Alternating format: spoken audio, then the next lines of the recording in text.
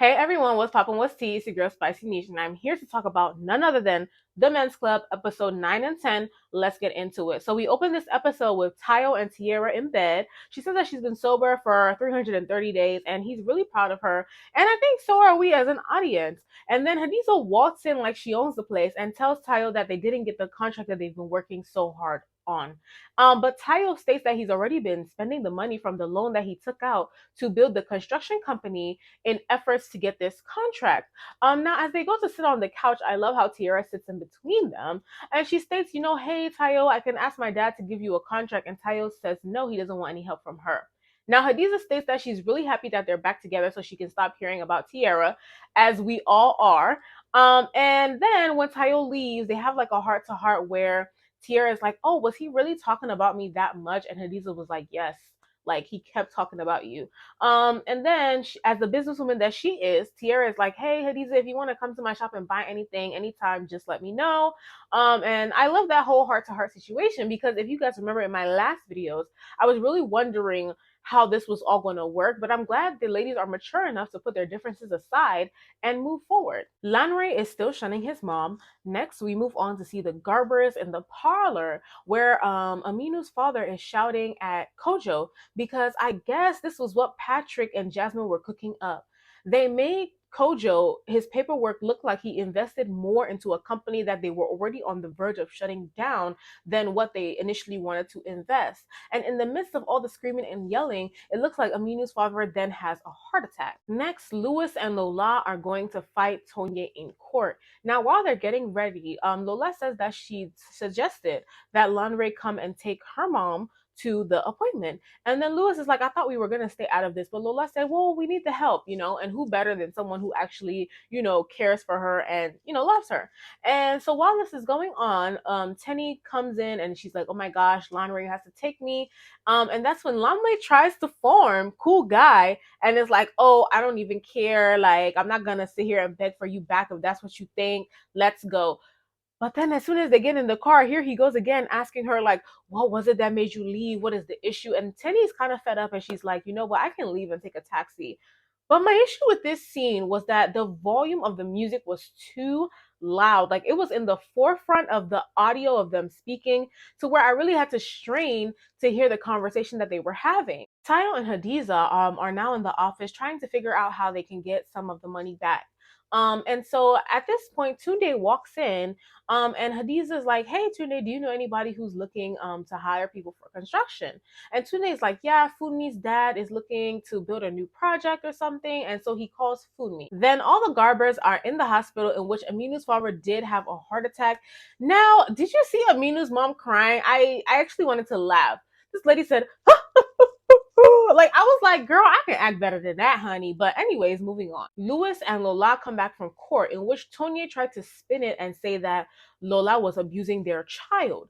Now, with this being said, Lewis blows up and he's like, it's all his mom's fault. And his mom is like, well, I've apologized to you. And he's like, honestly, it is your fault because when Tonye wanted to peacefully and quietly walk away, you were the one that encouraged her to stay. And I completely agree that this pretty much is all his mom's fault because I do remember when Tonye was like, oh, I don't know, mommy, the old Tonye, not this new actress. She was like, I don't know, mommy, like I just want to go. And his mom was like, no, you will stay, you will stay, you will stay. Now look what has happened. They have a whole child together and she can use this child as a pawn against him. Now we see Tumini is at her mom's house, which is where she disappeared to when she left Aminu's house, looking like house help. But I'm not going to talk about her wardrobe anymore. So her mom is like, you left your husband's house. Why? And then she's like, at the end of the day, I need to have my own money. I don't want wahala. Like Aminu cannot be responsible for the clothes on my back, for the food that I eat. And her mom is like, well, if you've forgiven him, why are you still carrying this on top of your head? Because if you guys don't remember, Aminu had said something when they first broke up along the lines of like, after everything that I've done for you. So I think that has internally affected Tumini to where now that's why she's trying so hard to make her own money. So it's not like Aminu built her up and did everything for her. But I love how her mom is really talking some sense into her because Tumini says that she's forgiven Aminu, but she's not forgotten. And her mom is like, well, I mean, at the end of the day, like he spoke to me and he loves you and all he wants to do is really love you, but he doesn't feel like he can make you happy anymore. And if you continue on this path, you are going to push him away to the point where he is gonna be the one that's just gonna separate himself from you. So if that's what you want, then continue. But word to the wise, or you need to shapen up. And she tells her to go pack her things to go back to Aminu's house, and that is what she does. The guys then meet up at the lounge, and Lonray is trying to be funny and send Tessa on errands because he knows that she has a crush on him, but he doesn't remember that he cursed her out. And so when another person comes to serve them and he's like, oh well, Tessa doesn't serve us anymore, Tayo has to be like, guy, remember when you cursed this girl out? Like, you were super rude to her. In which Lonray gets up and tries to apologize to Tessa, but she doesn't really give him face. She doesn't even call him by name. She's like, yes sir, sir, everything sir. And I don't blame her. Like, I feel like when you're drunk, that's when the real feelings really start to come out and show like what you were really thinking. And yeah, she just kind of got the flare up in that moment, but she doesn't give him face, and that's pretty much that. After hanging out with the guys, Aminu goes home, in which he doesn't realize that Tumini's in the bathroom. So he just gets in bed, and then when she comes out of the bathroom and starts talking to him, he thinks that he's dreaming because he's super drunk. And then the next morning, she wakes up to find a breakfast in bed and a gift box with nothing inside. I guess it's Valentine's Day. So when she goes ahead and calls him, I personally didn't like the productional part of that, where it's like we couldn't hear him in the background. We could only read the screen to see what that audio was. Lola and Lewis are being lovebirds as usual. Then we move on to Lanre's house, where his sister and his mom are sitting on the couch, and the sister is looking at all these gift boxes. And her mom is like, "Oh, you don't have any admirers?" And then the sister is like, "No, like I think this might be Lanre's." And then as soon as he comes out, the mom is like, "Oh, well, is this the gift that you're supposed to give to Tenny?" And then she storms off, and then he ends up giving the gifts to his sister and then taking one particular box away and saying he'll return it to the store. So then Patrick, Jasmine, and her mom are still scheming up some plans. Patrick is like, as soon as my father gets out of the hospital, he will definitely fire Kojo, which he was kind of in the process of doing when he got upset about the investment deal. But Jasmine's mom was like, why do you have to wait for him to get out of the hospital?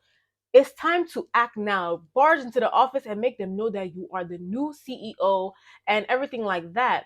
And then when he leaves, she's speaking to Jasmine and is like, "Oh, you're very foolish. You're very foolish. You're just misbehaving anyhow." And then she's like, "Oh, continue to feed Patrick his food, And at the end of the day, if Patrick dies, your son will inherit everything." And it seems like she's really calculated this thing. Like it seems like she's poisoning Patrick slowly, but she's trying to act like she's in his corner. But at the end of the day, she has her daughter Jasmine's best interest at heart. Aminu and Patrick are back as enemies. Aminu comes to the office and they have a back and forth exchange. I don't really care for this. Moving on, we see Lanrick go to Lewis's lounge to give Tessa the one gift box that he did not give to his sister, in order to apologize to her. And it's so funny because if you watch my last video and read the comments, me and one of my commentators were talking about this, like, we've never seen anybody in or out of Lewis's lounge this entire time. But for once in this scene, we actually saw that they have people come to patronize them, which was actually nice. And I really want you guys to go check out the comments on my last video, because I really feel like I should be in the writer's room. I feel like me and my commenter, if you read our comments, like, honestly, I feel like we will be so great in the writer's room. Yes, I'm going to say it, because we definitely went back and forth and had a lot of ideas of where they could take the men's club story, because honestly, this season, I'm not really satisfied with it. I only really got excited now with episode 9 and 10, and then next week is now the season finale of Men's Club. But anyways, he gives Tessa this gift, and eventually she does break, and it seems like they're on good terms now. And I would love to see this Tessa Lanre storyline explored, because this is actually a storyline that can develop into something bigger, that can develop into kids, that can develop into marriage. And I would really hope that they explore this storyline and see some character development in Lanre, as I mentioned in my last video. We close out this episode seeing Tumini at the proposal spot that she's been putting together for her ex. Lola was there helping her out, and then Lola leaves to go do Valentine's things. And then next thing you know, we see her ex propose to her. And upon this happening, Aminu walks in. Wahala, wahala, wahala, wahala. I said, whoa, what a turn of events. I mean, I already knew that the ex was planning the proposal for Tumini, as I mentioned it in my last video. But I like the turn of events where Aminu just strolls in on it. Like, I think this was the edge that I was looking for, like that I mentioned in my last video. Like, I was just looking for something to give me some vavoom, to give me some excitement. And this was definitely that. So now we're going to move on to episode 10. We opened this episode to see Lanri and Tessa catching up. If you don't remember, she mentioned in the last episodes that she got a new place. And so Lewis is asking her, like, hey, have you furnished the place? Like, what's going on with that? And then she's like, no, I only have a bed. She's like, she probably won't furnish for another 2 months.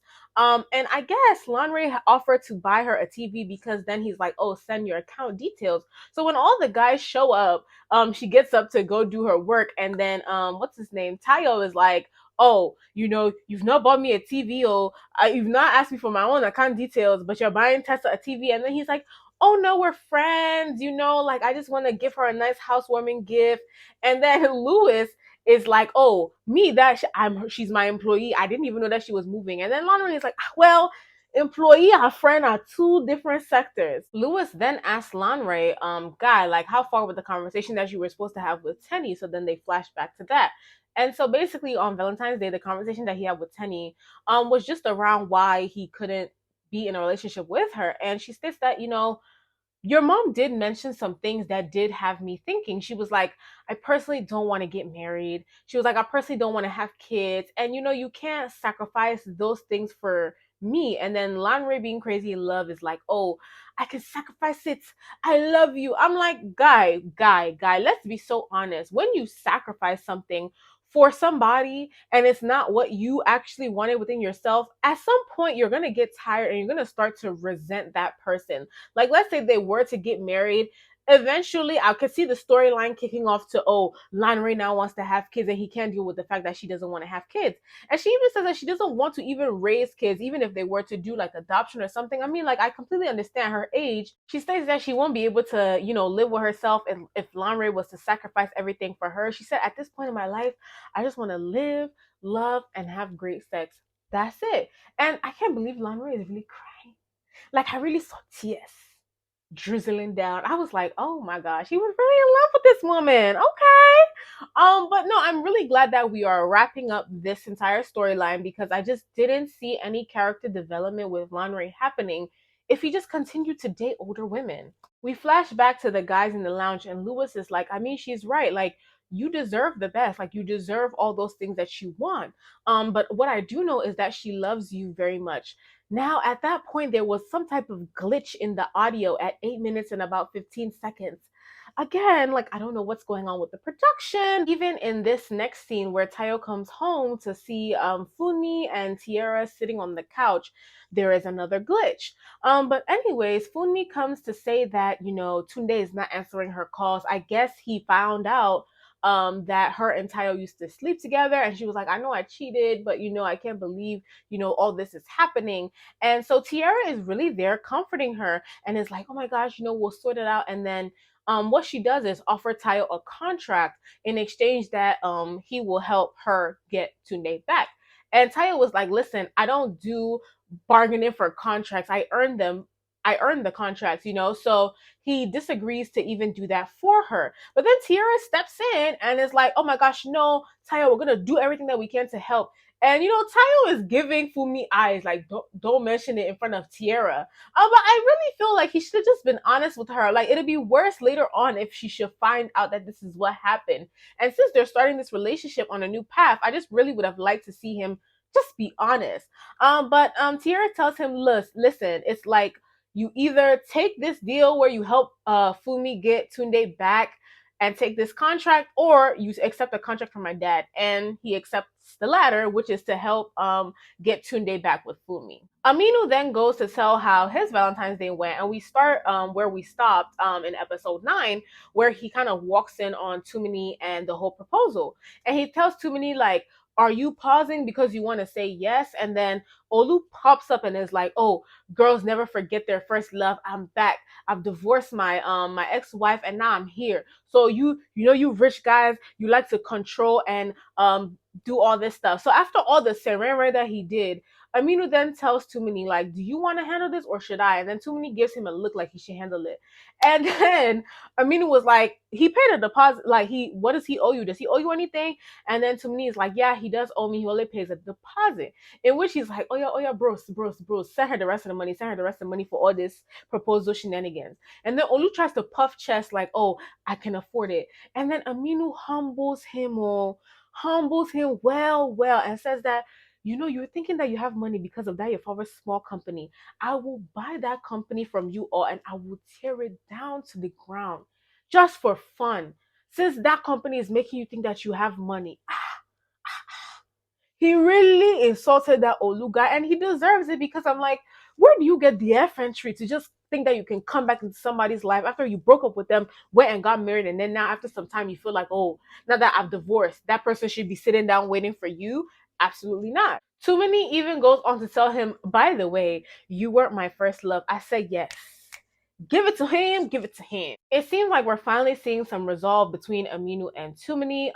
For Valentine's Day, he gifted her an empty box. Well, that was because, he sent her 5 million. And so she goes on to talk about how, you have to learn how to save. You can't just be spending money frivolously. And he's like, well, it's not a lot of money to me. And she's like, well, times are very uncertain. You have to be careful. And then he's like, well, I sent you 5 million, and the last five figures in my bank account did not change. My brothers and sisters, let's bow our heads for a moment of prayer. God, I've seen what you've done for others, and I want you to do the same for me. Send me a man who will send me 5 million, and the last five figures of his bank account will not change. Can I get a hey man? Hey man. Oh wow. I'm just like, wow, too many. Like, some people are wishing they were in your shoes. And you are here with this poverty mentality. Oh God, this thing used to really pain me. Father God, when will you change my story? Oh, when will my own story now change? Oh, because I will not be like too many. I will not be like too many. Okay. But anyways, they end up moving on, and she talks about negotiating his spending. They negotiate things like her clothing budget. They negotiate the car. They downsize to her having just one car, and instead of changing her car so frequently, she says 5 years, he says 2 years, they agree, and all those kind of things. But I'm really glad that we are beginning to see this relationship resolve, and to me, just accepting that this is where you are, this is the man that you're dating. So just accept the money and move on. Next, Kojo is pulling up to the office, but the gate man has been informed by Patrick not to let him in. Lewis's mom then goes to plead with Tonya, telling her, like, at the end of the day, we are all family, just let this whole thing go. And Tonya is like, you want me to let this go? And she's like, when I was pregnant, everybody told me not to have this baby. My family told me not to have this baby. Louis told me not to have this baby.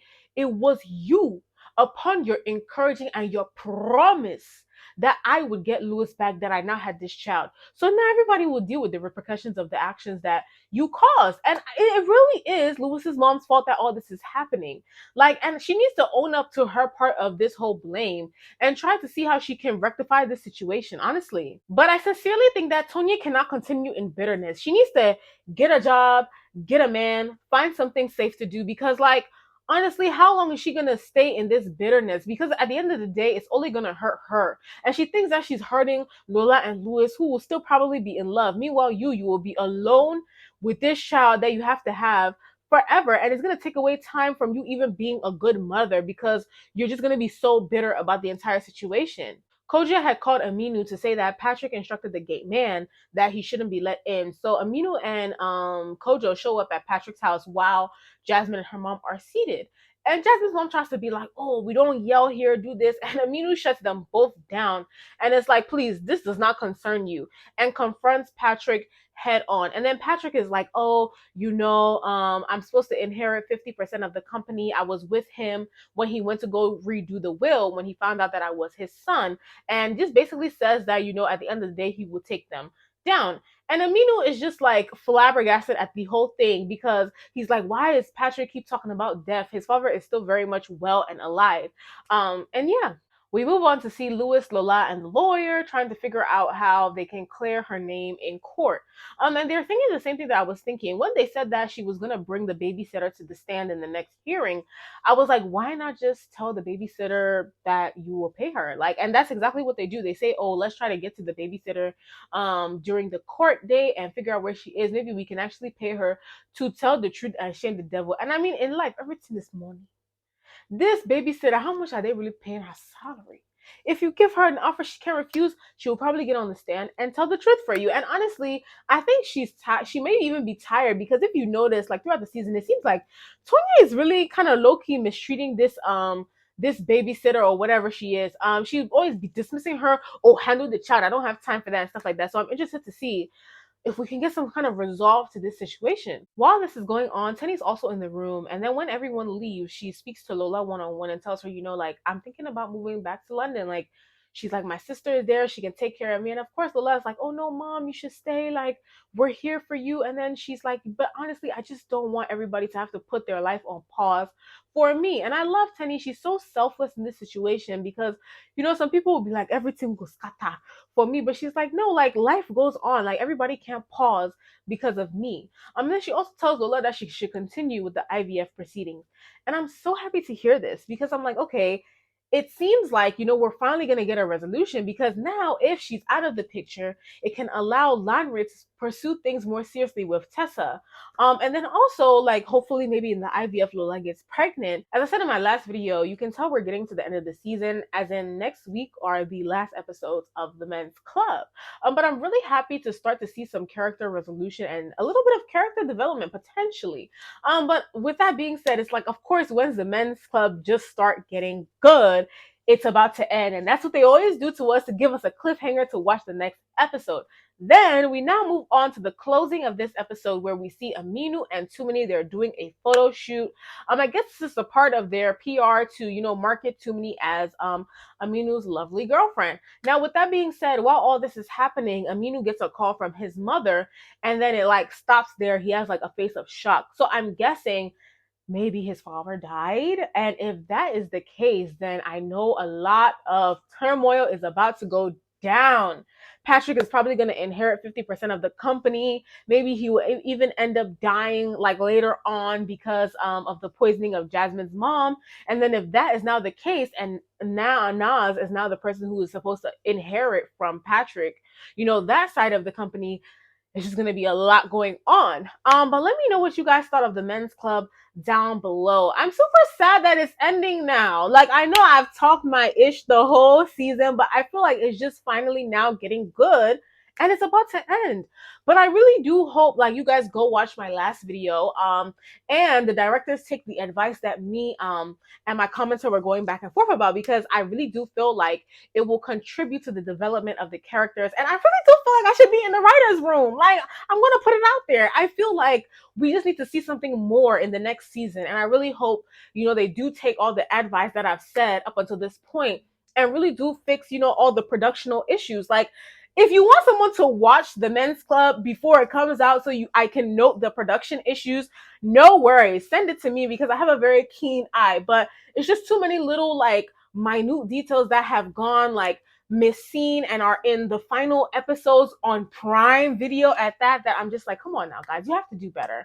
But anyways, let me know what you guys thought of The Men's Club down below. Are you guys sad that the season is ending? Oh my gosh. But make sure you all subscribe to me, because after The Men's Club, I will continue to do reviews of shows and movies. So make sure you guys subscribe, and I'll see you guys next week for the season finale of The Men's Club. Let's see what they have for us.